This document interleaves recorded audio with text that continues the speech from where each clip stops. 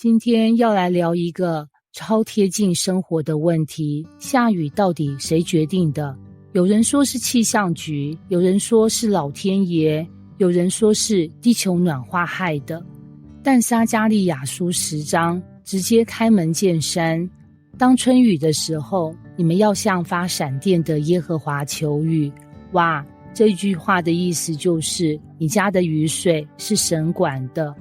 各位你想想，如果我们每次洗车刚洗完就下雨，那不是气象局在跟你开玩笑，而是神在提醒你，孩子，你的祷告别忘了向我求。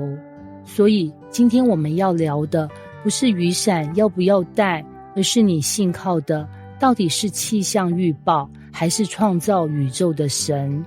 第2节说，因为家神所言的是虚空，普世所见的是虚假。这画面我一听就笑出来，这不就像今天的网络诈骗吗？假神就像那些广告，只要转账3000，保证你一夜暴富，结果你真的转了，隔天账户只剩3块。我带人去问假神，假神就说放心了，会大丰收。结果隔天蝗虫来了，田里一片光秃秃。所以假神的服务条款就是退款没有，保固没有，后回抱歉不受理。跟神比起来，假神根本就是地下诈骗集团。经文说，神的百姓因为没有牧人，就飘来飘去，好像没有主人一样。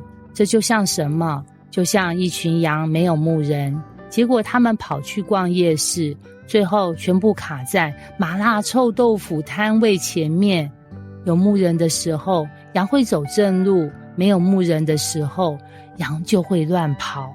所以神说，我的怒气向牧人发作，我要惩罚公山羊。换句话说，神不是单单怪羊，而是怪那些乱带路的领袖。因为牧人若乱带，羊就乱跑，最后全村人一起迷路。第5节说，他们必如勇士，在阵上将仇敌践踏在街上的泥土中。各位，这句话是不是很热血？你有没有看过那种电影里的乳蛇逆袭？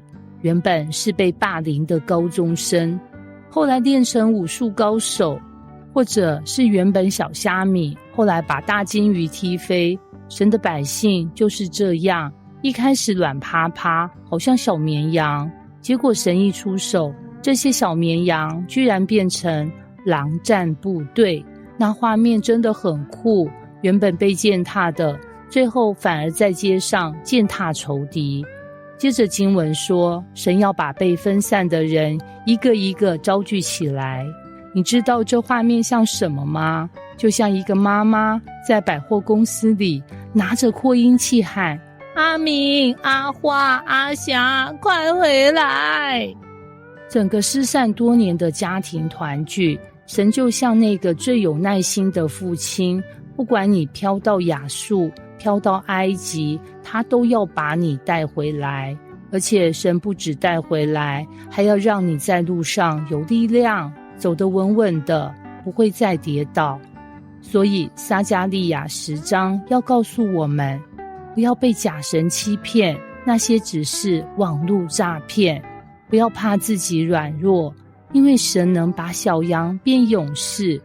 不要怕迷路，因为神有最精准的 GPS， 永远把他的孩子带回家。